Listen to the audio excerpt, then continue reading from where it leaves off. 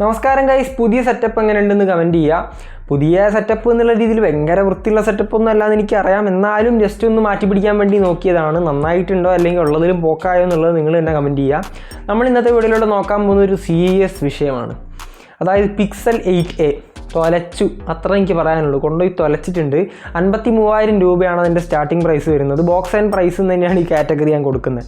ബോക്സിൻ്റെ അകത്ത് നിങ്ങൾക്ക് ചാർജറോ കിട്ടുന്നില്ല, ഒരു കേബിളും സിം ഇജക്ടർ പിന്നും ഡോക്യുമെൻറ്റേഷനും കാര്യങ്ങളും മാത്രമേ ഉള്ളൂ. പിന്നെ ഒരു അഡാപ്റ്റർ കിട്ടുന്നുണ്ട്. അതായത് നമുക്ക് OTG കേബിൾ പോലെ ഉപയോഗിക്കാൻ പറ്റുന്ന ഒരു അഡാപ്റ്റർ, അതായത് Type C to Type A adapter കിട്ടുന്നുണ്ട്.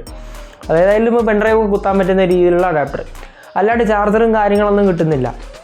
സ്റ്റാർട്ടിംഗ് പ്രൈസ് 53,000 രൂപയാണ് നിങ്ങൾക്ക് 8,128 കിട്ടുന്നത്. ഇനി 8,256 കാര്യമാണെങ്കിലോ 60,000 രൂപയും. 60,000 രൂപയ്ക്ക് OnePlus 12 എക്സിസ്റ്റ്. എൻ്റെ 53,000 രൂപയിൽ നിന്ന് 1000 രൂപ കുറച്ചാൽ iQ12 എക്സിസ്റ്റ്. എന്തിന് ഈ മാരണത്തിന് പോകണം? ഈ കമ്പനി എന്നോട് ഈ വീഡിയോ ടേക്ക് ഡൗൺ ചെയ്യാൻ പറയുമെന്നൊന്നും എനിക്കറിയില്ല. അവോയ്ഡ് ഇറ്റ്, 8a അവോയ്ഡ്, അങ്ങനെയാണ് ട്രാക്കിംഗ് ടെക് പറഞ്ഞിട്ടുള്ളത്. അതേപോലെ തന്നെ എനിക്കും ഒരക്ഷരം വിടാതെ പറയാനുള്ളത് അവോയ്ഡ് ചെയ്യുക. കാരണം എന്താണെന്നുള്ളത് നിങ്ങൾക്ക് ഇനിയിപ്പം സംശയം ഉണ്ടെങ്കിൽ മൊത്തരുന്ന് കാണുക. നിങ്ങൾ പിക്സൽ ഫാൻസ് ആണെന്നുണ്ടെങ്കിൽ മൊത്തരുന്ന് കാണുക. ലാസ്റ്റ് ഞാൻ വ്യക്തമായിട്ട് പറയാം, കാരണം സ്പെസിഫിക്കേഷൻസ് മൊത്തം കേൾക്കുമ്പോൾ നിങ്ങൾക്ക് കറക്റ്റ് മനസ്സിലായിക്കോളും. നിങ്ങളിപ്പോൾ കണ്ടിരിക്കുന്ന ടെക്ടോടെക് മലയാളം എന്ന യൂട്യൂബ് ചാനൽ ഞാനാണ് മറന്നത്. അത് ഉടനെ കളയേണ്ട, നമുക്ക് നേരെ വീഡിയോയിലേക്ക് കിടക്കാം.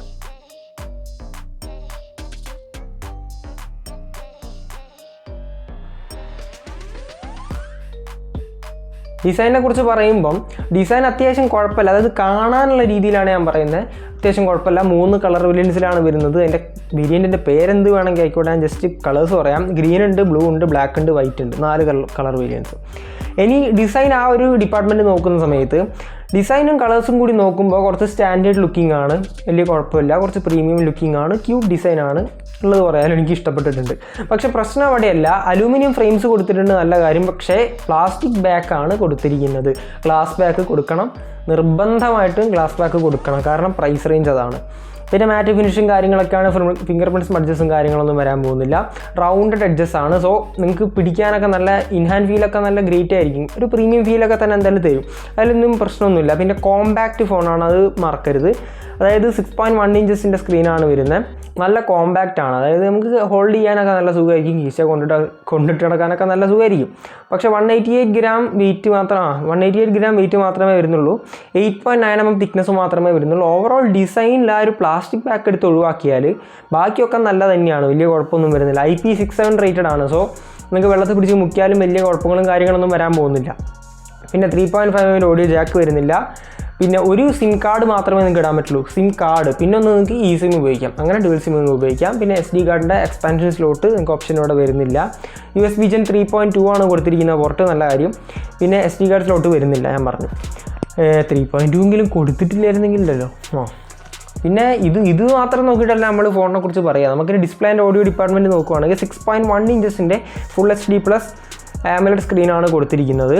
ആ ബെസൽസ് നിങ്ങൾ നോക്കുക, ഒന്നും പറയാനില്ല. ബെസൽസ് നിങ്ങൾ നോക്കുക, അത്ര ചാക്ക ബെസൽസാണ് കൊടുത്തിരിക്കുന്നത്. അറ്റ്ലീസ്റ്റ് 120 Hz റിഫ്രഷ് റേറ്റ് കൊടുത്തിട്ടുണ്ട്. സന്തോഷം. കാരണം കഴിഞ്ഞ കൊല്ലങ്ങളിലൊക്കെ ഒരു 60 Hz വെച്ച് തള്ളുമായിരുന്നു ഈ A എന്ന് പറയുന്ന സീരീസിൻ്റെ അകത്ത്.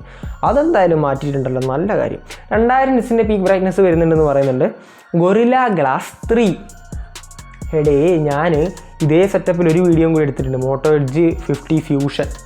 അതിലുണ്ട് ഗൊറില്ല ഗ്ലാസ് 5. 25,000 രൂപയുള്ളതിന് പോട്ടെ. 30,000 രൂപയുടെ ഫോൺസിൽ ഇപ്പം നിങ്ങൾക്ക് ഗൊറില്ല ഗ്ലാസ് വിക്ടസ് കിട്ടുന്നുണ്ട്. ഇവിടെ ഗൊറില്ല ഗ്ലാസ് 3. പിന്നെ HDR10+ വൈഡ് ബാൻഡ് L1 ഒക്കെ വരുന്നുണ്ട്, അതിനൊന്നും കുഴപ്പമില്ല. സ്റ്റീരിയോ സ്പീക്കേഴ്സും വരുന്നുണ്ട്. അടുത്ത ഇനിയിപ്പം സ്പെസിഫിക്കേഷൻസിലേക്ക് നോക്കുകയാണെങ്കിൽ ടെൻസർ G3 എന്ന് പറയുന്ന ചിപ്സെറ്റാണ് കൊടുത്തിരിക്കുന്നത്. ടെൻസർ G3 നമുക്കറിയാം, ക്യാമറ ഗംഭീരമായിരിക്കും. പക്ഷേ നമുക്ക് ഗെയിമിങ് നല്ല ലൊട്ടക്കോയ സാധനമായിരിക്കും. സോ ഗെയിമിങ്ങിനും ഈ ഒരു പെർട്ടിക്കുലർ ഫോൺ എടുക്കാൻ പറ്റില്ല. 8GB റാം, പിന്നെ 8GB റാമിൻ്റെ കൂടെ നിങ്ങൾക്ക് 128 256 കിട്ടും. LPDDR5Xൻ്റെ കൂടെ UFS 3.1 ആണ് നിങ്ങൾക്ക് കിട്ടുന്നത്. UFS 4.0 അറ്റ്ലീസ്റ്റ് കൊടുക്കണമായിരുന്നു. പിന്നെ 5G എനേബിൾഡ് ആണ് തീർച്ചയായിട്ടും. 1 മില്യൻ്റെ പുറത്ത് AnTuTu സ്കോർ വരുന്നുണ്ട്. 70% CPU ത്രോട്ട്ലിംഗ് ടെസ്റ്റിൽ സ്റ്റെബിലിറ്റി കിട്ടിയത്. 1 million AnTuTu score is not enough. Because ഈ ഒരു പ്രൈസ് റേഞ്ചിൽ നമുക്ക് 1.5 മില്യൺ വരെയൊക്കെ കിട്ടുന്നുണ്ട്. ഇനി അതും പോട്ടെ, അവർ ബാക്കി കാര്യങ്ങൾ ചെയ്തിരുന്നെങ്കിൽ അതും സഹിക്കാമായിരുന്നു. പക്ഷേ ഇത് പെർഫോമൻസിനും, അതായത് ഗെയിമിങ്ങിനും നമുക്ക് റെക്കമെൻഡ് ചെയ്യാൻ പറ്റില്ല. ഞാൻ പറഞ്ഞു iQ12 എക്സിസ്റ്റ്. പിന്നെ നമുക്ക് വരുന്നത് 4492 mAh ബാറ്ററിയാണ് ആൻഡ് 18 വാട്ട്സിൻ്റെ ചാർജിങ്. നമുക്ക് ഓരോ സെക്ഷൻ പറയുമ്പോഴും അതിൻ്റേതായ കണക്ക് ഇങ്ങനെ വെളിപ്പെടുത്താനുണ്ട്. സ്പെസിഫിക്കേഷൻ പറഞ്ഞപ്പോൾ പറഞ്ഞു അവിടെ ചിപ്സെറ്റ് നമുക്ക് ഗെയിമിങ്ങിന് പറ്റില്ല, ഡിസ്പ്ലേ പറഞ്ഞപ്പോൾ പറഞ്ഞു ബെസൽസിനെ കുറിച്ച്, ഡിസൈൻ പറഞ്ഞപ്പോൾ അവിടെ ഗൊറില്ല ഗ്ലാസ് 3 കൊടുത്തിട്ടുള്ളൂ, ഡിസ്പ്ലേയും പറഞ്ഞു. പിന്നെ അവർ ഡിസൈൻ പറഞ്ഞ സമയത്ത് അവർ പ്ലാസ്റ്റിക് ബാഗ് കൊടുത്തിട്ടുള്ളൂ. അടുത്ത സെക്ഷൻ ബാറ്ററി സെക്ഷനിലേക്ക് വന്നപ്പോൾ അവിടെയും അവരൊരു കുറ്റം കണ്ടുവച്ചിട്ടുണ്ട്, 18 വാട്ട്. എന്തോന്നടേ പറ്റില്ല. 10,000 രൂപയുടെ ഫോണിൽ വരെ 33 വാട്ടൊക്കെ കിട്ടുന്ന കാലമാണിത്. ഒന്നും പറയാനില്ല. അല്ലാണ്ട് ഇപ്പോൾ അതും വയേർഡ്. പിന്നെ 7.5 വാട്ട്സിൻ്റെ വയർലെസ് ചാർജിങ്. വാവ്, ഒന്നും പറയാനില്ല. ബാക്കപ്പിനെ കുറിച്ചൊക്കെ പറയുകയാണെങ്കിൽ ഏകദേശം 1 day ബാക്കപ്പ് ഉണ്ടാവും, അതിൽ കൂടുതലൊന്നും പ്രതീക്ഷിക്കാൻ നിൽക്കുന്നത്. പിന്നെ അറ്റ്ലീസ്റ്റ് ഒരു സന്തോഷമുണ്ട്. സോഫ്റ്റ്വെയറിനെ കുറിച്ച് പറയുകയാണെങ്കിൽ 7 ഇയേഴ്സിൻ്റെ ആൻഡ്രോയിഡ് അപ്ഡേറ്റ്, 7 ഇയേഴ്സിൻ്റെ സെക്യൂരിറ്റി പാച്ച് അപ്ഡേറ്റ്, നല്ല കാര്യം. പക്ഷെ ഒറ്റൊരു സംശയമുള്ളൂ, ഇത് 7 ഇയേഴ്സ് നിൽക്കുമോ ഇല്ലയോ എന്നുള്ളത് നമുക്കറിയില്ല. ആൻഡ്രോയിഡ് 14 ആണ് out of the box. Clean UI ആണ്, ബ്ലോട്ട്വെയറും കാര്യങ്ങളൊന്നുമില്ല. UI നല്ല പക്കയായിരിക്കും. AI ഫീച്ചേഴ്സും കാര്യങ്ങളൊക്കെ ഇംപ്ലിമെൻറ്റ് ചെയ്തിട്ടും കൂടിയാണ് ഇപ്രാവശ്യം വന്നിരിക്കുന്നത്. പക്കയായിരിക്കും, ഒരു വിഷയം ഉണ്ടാവില്ല. AI എന്നല്ല, സോഫ്റ്റ്വെയർ അത് പക്കയായിരിക്കും. കാരണം അവരതിൽ അറിയപ്പെട്ടതും കൂടിയാണ്. ഈ ഒരു ഫോണ് സോഫ്റ്റ്വെയറിനും ക്യാമറയിലും മാത്രമേ നല്ലതെന്ന് പറയാനുള്ളൂ. പിന്നെ കണക്ടിവിറ്റീൻ്റെ കാര്യം നോക്കുമ്പോഴും, അതായത് മറ്റ് ഫീച്ചേഴ്സിൻ്റെ കാര്യം നോക്കുമ്പോൾ in display finger print scanner വരുന്നുണ്ട്, ഫേസ് അൺലോക്ക് വരുന്നുണ്ട്, അതൊക്കെ വരുന്നുണ്ട്. 18 5G ബാൻഡ്സ് വരുന്നുണ്ട്, Wi-Fi 6, ബ്ലൂടൂത്ത് വേർഷൻ 5.2 വരുന്നുണ്ട്, NFC-യുടെ സപ്പോർട്ട് വരുന്നുണ്ട്. പിന്നെ ഞാൻ നേരത്തെ പറഞ്ഞ പോലെ തന്നെ IP67 റേറ്റഡ് ആണ്.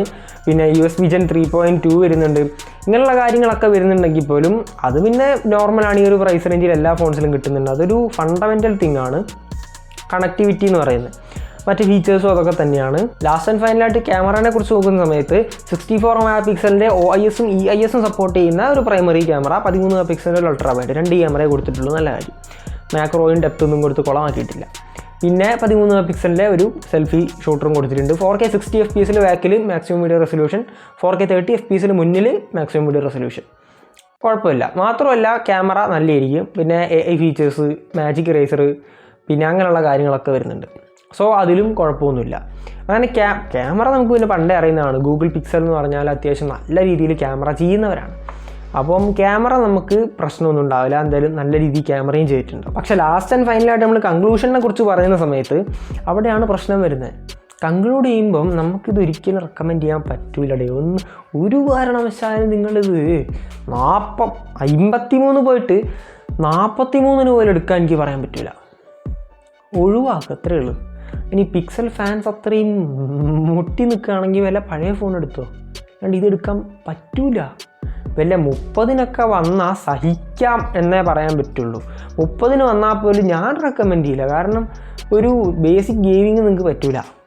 ബേസിക് ഗെയിമിങ് പറ്റും, പക്ഷേ ഒരു പെർഫോമൻസ് അത്രയും വിഷയമാണ് ഡെൻസർ. പിന്നെ 18 വാട്ട് ഒരിക്കലും. ആ ബെസൽ നോക്ക്, പറ്റൂല. പ്ലാസ്റ്റിക് ബാക്ക് എല്ലാം കൂടി നോക്കുന്ന സമയത്ത് നമുക്ക് ഇത് 53-നില്ല, 53 ഒരു 43-നും ഇല്ല. 30-ന് വന്നാൽ വേണമെങ്കിൽ എടുത്തോ, ഒഴിവാക്കി വിടുക. വെറുതെ നമ്മൾ ഫാൻ ബോയ് ആയിട്ടൊന്നും കാര്യമില്ല. നമ്മളുണ്ടാക്കിയ പൈസയാണ്, അത് നമ്മൾ നല്ല ഫോണിന് വേണ്ടി ചിലവഴിക്കുക എന്ന് എനിക്ക് പറയാനുള്ളൂ. എന്ന് മാത്രം പറഞ്ഞുകൊണ്ട് ഇന്നത്തെ വീഡിയോ ഇത്രയും നേരം കണ്ടതിന് നന്ദി. Thanks for watching. കൂടുതൽ വീഡിയോസിന് വേണ്ടി ചാനൽ സബ്സ്ക്രൈബ് ചെയ്യാത്ത ഒരു സൈഡിൽ ബെല്ലൈക്കൻ കൊടുത്താൽ വീഡിയോ ഇഷ്ടപ്പെട്ടാൽ ലൈക്ക് ചെയ്യുക, ഷെയർ ചെയ്യുക, കമൻറ്റ് ചെയ്യുക. ഇൻസ്റ്റാഗ്രാമൊക്കെ ഒന്ന് പോയി ഫോളോ ചെയ്യാൻ മറക്കണ്ട. കൂടുതൽ ടെക്നോളജി റിലേറ്റഡും ഓട്ടോമൊബൈൽ റിലേറ്റഡ് ആയിട്ടുള്ള വീഡിയോസ് കാണാൻ വേണ്ടി ചാനൽ സബ്സ്ക്രൈബ് ചെയ്യുക എന്നൊക്കെ പറഞ്ഞുകൊണ്ട് നമുക്ക് അടുത്തൊരു നല്ല വീഡിയോയിൽ കാണാം. എല്ലാവർക്കും സ്റ്റേ സേഫ്, ബൈ.